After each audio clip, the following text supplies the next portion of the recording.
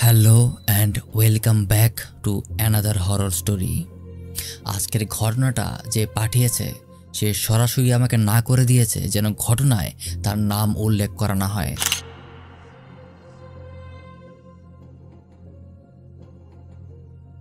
সে আসলে নিজের পরিচয়টা প্রকাশ করতে চাচ্ছে না, তাই এই ঘটনার জন্য ধরে নিন তার নাম তানিয়া।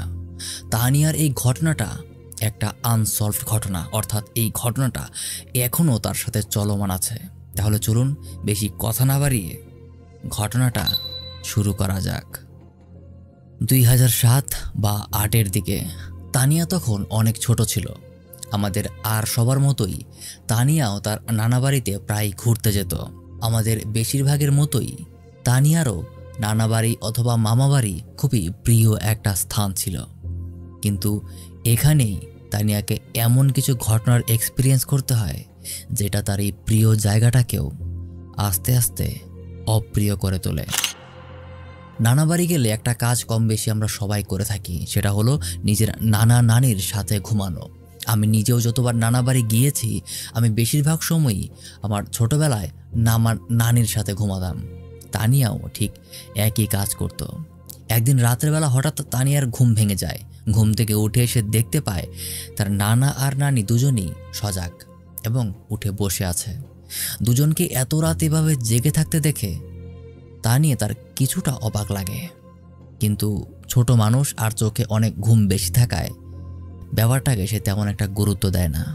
পরদিন সকালে সে জানতে পারে গত রাতে আসলে তার নানা নানি অদ্ভুত একটা ঘটনা দেখেছিল। ঘটনাটা হলো তানিয়ার নানা মাঝরাতে ঘুম ভেঙে যায়। চোখ খুলে সে দেখতে পায় মশারির ভেতরেই তাদের বিছানার উপরে একটা লম্বা বয়স্ক লোক দাঁড়িয়ে আছে। সাথে সাথে সে নিজেও উঠে দাঁড়িয়ে পড়তে চায়, কিন্তু তাড়াহুড়ো করতে গিয়ে সে বিছানা থেকে পড়ে যায়। এদিকে তানিয়ার নানা আবার ছিল একজন ওপেন হার্ট সার্জারির পেশেন্ট। বুঝতেই পারছেন একজন হার্টের রোগীর জন্য বিছানা থেকে পড়ে যাওয়াটা অনেক বেশি ক্ষতিকর। মূলত এই কারণেই তানিয়ার নানির ঘুম ভেঙে যায়, আর তাদের শব্দের কারণেই তানিয়ারও ঘুম ভেঙে গিয়েছিল। কিন্তু এটাই তানিয়ার নানার সাথে শেষ ঘটনা না। এরকম ঘটনা তার সাথে প্রায়ই ঘটতে থাকে। সে এমন এমন জিনিস দেখতে শুরু করে যেটা স্বাভাবিকভাবে তার মোটেও দেখার কথা না। যেমন হঠাৎ রুমের মাঝে অপরিচিত মানুষদের পাওয়া, আবার পরক্ষণেই তাদের গায়েব হয়ে যাওয়া। ঘরের কোনায় কোথা থেকে যেন বড় বড় সাপ চলে আসে, কিন্তু একটু পর আবার সেগুলোকেও খুঁজে পাওয়া যায় না। এরপরেও সে ব্যাপারটাকে তেমন একটা গুরুত্ব দেয়নি। এগুলো যে অস্বাভাবিক ঘটনা, এগুলোর জন্য যে কিছু একটা হতে পারে, এগুলো যে প্যারানরমাল আর এই বিষয়ে কিছু করা উচিত, এই ব্যাপারটা সে একদমই এড়িয়ে যায়। এভাবেই একদিন সে দেখতে পায় একটা ছোট বাচ্চা তার বিছানায় এসে বসে আছে। তবে এই বাচ্চাটা কোনো স্বাভাবিক বাচ্চার মতো ছিল না। এই বাচ্চাটার মধ্যে সে এমন কিছু একটা দেখেছিল যেটা দেখে সে সাথে সাথে সেখানেই অজ্ঞান হয়ে যায়। আর পরবর্তীতে তানিয়ার নানি এসে তাকে পানি ছিটিয়ে তার জ্ঞান ফিরিয়ে আনে। এভাবেই তার সাথে একটার পর একটা ঘটনা চলতেই থাকে, কিন্তু সেটা আর খুব বেশি দিন চলে না। কয়েকদিনের মাঝেই হঠাৎ হার্টের সমস্যার কারণে তার লাইফ শেষ হয়ে আসে। এখানে ছোট্ট একটা প্রশ্ন আসে, সে কি আসলেই হার্টের সমস্যার কারণে মারা গিয়েছিল? আর যদি গিয়েও থাকে, সেই হার্টের সমস্যাটা হঠাৎ করে কিভাবে তাকে একদম মৃত্যু পর্যন্ত নিয়ে গেল? চলুন ঘটনাটা সামনে আগাই। এর উত্তর হয়তো একটু পর আপনি নিজেই মেলাতে পারবেন। এই ঘটনাটার পর তানিয়া তার মায়ের সাথে তার নানা বাড়িতে সম্পূর্ণ শিফট করে যায়। সে আর তার মা তার নানা বাড়িতেই থাকতে শুরু করে। এইবার ঘটনাটার প্রভাব পড়তে শুরু করে তানিয়ার মামার উপর। তানিয়ার মা প্রায়ই দেখতে পায় তানিয়ার মামার সাথে হুবহু তারই মতো দেখতে কেউ একজন হাঁটে। এটা সে একবার দুইবার না, বেশ অনেকবারই দেখে। তবে ভালো হতো যদি ঘটনাটা শুধু তানিয়ার মামার মধ্যেই আবদ্ধ থাকত। তানিয়ার ছোট ভাইয়ের সাথেও এমন অস্বাভাবিক ঘটনা একটার পর একটা ঘটতে শুরু করে। সে তখন অনেক ছোট ছিল। তানিয়ার ছোট ভাই মাঝরাতে উঠে নিজের মাথায় নিজেই অকারণে আঘাত করতে থাকে। আবার মাঝে মাঝে সে বাথরুমে গিয়ে অনেকক্ষণ ধরে নিজের মাথায় পানি ছেড়ে বসে থাকত। বুঝতেই পারছেন কোনোটাই কোনো স্বাভাবিক ঘটনা না। তানিয়ার আর তার পরিবারের মাথায় তখনও অবধি এটা আসেনি যে এটা কোনো প্যারানর্মাল ঘটনা হতে পারে। তারা এটাকে মানসিক সমস্যা মনে করে তাকে একটা সাইকিয়াট্রিস্ট দেখায়, কিন্তু কিছুতেই কিছু হচ্ছিল না।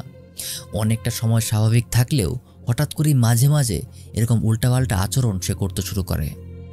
এরকমই একবার উল্টাপাল্টা আচরণ করার সময় তানিয়া তার ছোট ভাইয়ের কানের কাছে কোরআন শরীফের তেলাওয়াত ছেড়ে দেয়, আর সাথে সাথেই সে স্বাভাবিক হয়ে যায়।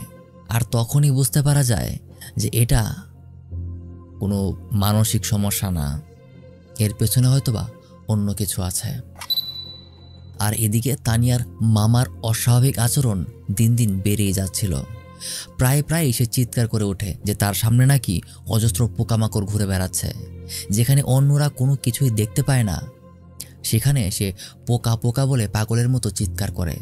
একা একাই সে বাতাসের সাথে কথা বলে। তবে এত সব কিছুর মাঝেও তার একটা আচরণ ছিল খুবই লক্ষ্য করার মতো, আর সেটা হলো তার বউ ভক্তি। হ্যাঁ, তানিয়ার মামি। তানিয়ার মামাকে আগে কখনো সে এতটা বউ পাগল হয়ে উঠতে দেখেনি, যে বউ যাই বলবে সে তাই করবে, বউয়ের কথায় উঠছে, বউয়ের কথায় বসছে। যাই হোক, ঘটনার আর একটু সামনে আগাই। পরিবারের এত সব ঝামেলা দেখে তানিয়ার মায়ের এক খালা ব্যাপারটাকে নিজের আমলে নেয়। সে ছিল অনেক পরহেজগার মানুষ। সে তানিয়ার মাকে নিয়ে এক হুজুরের কাছে যায়। হুজুর তার কিছু রিচুয়াল করে জানায় যে ঘরের ভেতরেই এমন কেউ আছে যে আসলে ঘরে জিন ডেকে এনেছে। কিন্তু ঘরের ভেতরে এমন কে আছে যে জিন আনার জন্য কালো জাদুর আশ্রয় নিচ্ছে। এরপর কিছুদিনের মাঝেই তানিয়ার নানিও মারা যায়, কিন্তু তার মৃত্যুটাও কোনো স্বাভাবিক মৃত্যু ছিল না। সে সম্পূর্ণ প্যারালাইজড হয়ে তারপর মারা যায়। হুজুরের কথা আর ঘরের মানুষের সিরিয়াল মাফিক মৃত্যু একটা দিকেই আঙ্গুল তুলছিল, আর সেটা হলো তানিয়ার মামি। তাহলে কি তানিয়ার মামি সেই লোক যে ঘরে জিন আনতে চায়? যদি চায় তাহলে কেনই বা সে এমনটা করতে চাইবে? এটা জানার জন্য ঘটনাটাকে আমাদের আরেকটু পেছনে যেতে হবে। সম্পদের ইসলামিক উত্তরাধিকার নিয়ে যারা জানেন তারা অবশ্যই এটা জানেন যে বাবার সম্পত্তি ছেলে আর মেয়ের মাঝে 2:1 আকারে ভাগ হয়ে যায়। অর্থাৎ বাবার সম্পদ 3 কোটি টাকা হলে ছেলে পাবে 2 কোটি আর মেয়ে পাবে 1 কোটি। কিন্তু বাংলাদেশের বেশিরভাগ পরিবারেই মেয়েদের এই অংশটা থেকে বিভিন্ন অজুহাতে বঞ্চিত করা হয়। তানিয়ার নানা বাড়িতে যখন সম্পদের ভাগ বাটোয়ারার প্রশ্ন আসে, তখন থেকেই তানিয়ার মামি চাইতো না যে তানিয়ার মা তার নানার সম্পদের কিছু পাক। সে চাইতো যেন তার নিজের স্বামী অর্থাৎ তানিয়ার মামাই পুরোটা পায়। এজন্যই সে কালো জাদুর আশ্রয় নিয়ে পুরো পরিবারকেই আস্তে আস্তে ধ্বংস করে দিয়েছে। কালো জাদু এমন একটা মাধ্যম যেটা আসলে আইনের সামনে প্রমাণ করে দেখানো যায় না, তাই পুরো ব্যাপারটাই আইনেরও ধরাছোঁয়ার বাইরে। এখনও তানিয়া আর তার পরিবার এই সমস্যার মধ্যে দিয়ে যাচ্ছে। তানিয়ার সবসময় মনে হয় কেউ তাকে দেখছে, অন্ধকার হলেই তার মনে হয় কেউ তার পাশে এসে দাঁড়িয়ে আছে। এখন এই সমস্যার সমাধানের জন্য সে আমাকেও বলেছে, কিন্তু আনফর্চুনেটলি আসলে আমার কাছে এমন পরিচিত কেউ নেই যে আসলে প্যারানর্মাল ঘটনার এক্সপার্ট বা এই সমস্যার সমাধান করার ক্ষমতা রাখে। যদি আপনার পরিচিত কেউ থেকে থাকে যে সত্যিই আসলে এই সমস্যার সমাধান করতে পারে বা কোনো রকম হেল্প করতে পারে, তাহলে আমাকে জানাতে পারেন। আমি চেষ্টা করব তার কাছে আপনার সাহায্য পৌঁছে দিতে। আর যদি আপনারও এমন কোনো ঘটনা থেকে থাকে যেটা আপনি আমার সাথে শেয়ার করতে চান, তাহলে আমার ইনস্টাগ্রামে মেসেজ দিতে পারেন। আমার ইনস্টাগ্রাম আইডি @maruf hayat। দেখা হবে পরবর্তী আরেকটা ভিডিওতে।